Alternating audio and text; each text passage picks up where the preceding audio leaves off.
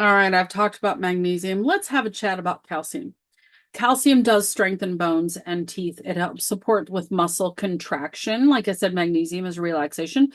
Muscle contraction and strength is calcium, and nerve signaling is calcium.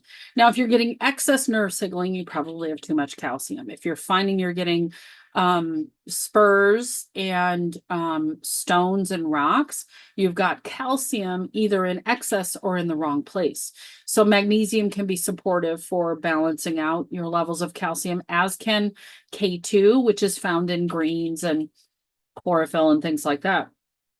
Signs of deficiency of calcium, and I want to put an asterisk next to this when I go through them. Brittle bones and osteoporosis maybe sounds of low calcium, but candidly, there are 18 minerals and trace minerals that belong in bones. So we tend to over calcify and we don't get the other pairing nutrients that help us to build bones. So to build an osteoclast, you need phosphorus and sodium and zinc and all kinds of things. So you're going to want a good trace mineral supplement, getting it through things like Irish sea moss, as an example, to make sure you're getting all of those minerals. You also can find, like, when you have tingling in your fingers, or even like neuroses, where you've got like the tingling and burning in your fingers, you may actually have deficiency and or excess. So you're going to want a muscle test for those things. Calcium is supportive of wound healing. It is a piece of the puzzle of wound healing. Wound healing is a much larger thing. It can require oxidative support.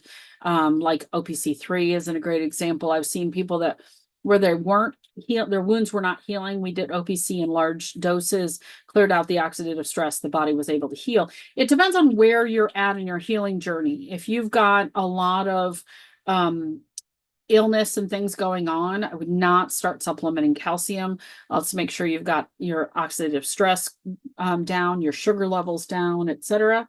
You want to make sure those things are balanced. So I don't think you should I don't recommend you throw calcium at it, because we are generally over calcified, because it's been a big push for a long time to put calcium into our diets, when we really need all of the factors and cofactors of 84 plus minerals and trace minerals, potentially even over 100. They're still discovering some. So that's why it's good to get it from food. Irish sea moss, chlorophyll are two great examples. Alfalfa is another one. Okay. Muscle test, muscle test, muscle test.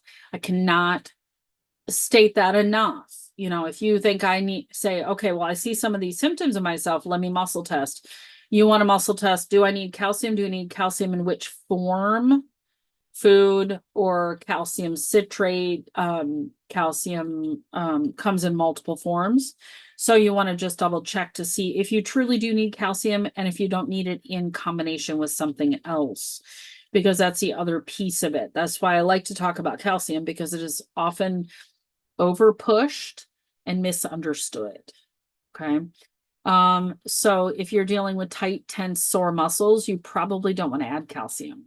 You probably want to add magnesium, but again, muscle test, muscle test, muscle test. That's why I put the muscle testing magic workshop in my collection of workshops, because everyone should know how to muscle test for themselves.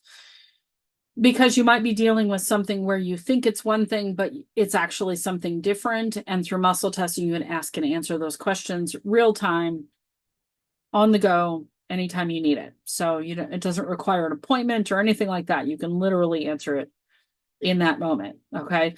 So calcium is good. Its antagonist or balancer is magnesium. So if you have excess calcium, you probably want to get some magnesium in. If calcium is gathering in spaces like in stones or spurs or something like that, you probably want to add some K2 through some greens or something like that.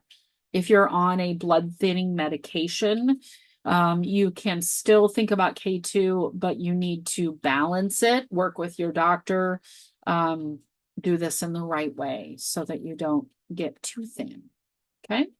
All right. If you have any comments, questions, let me know. Be happy to answer them.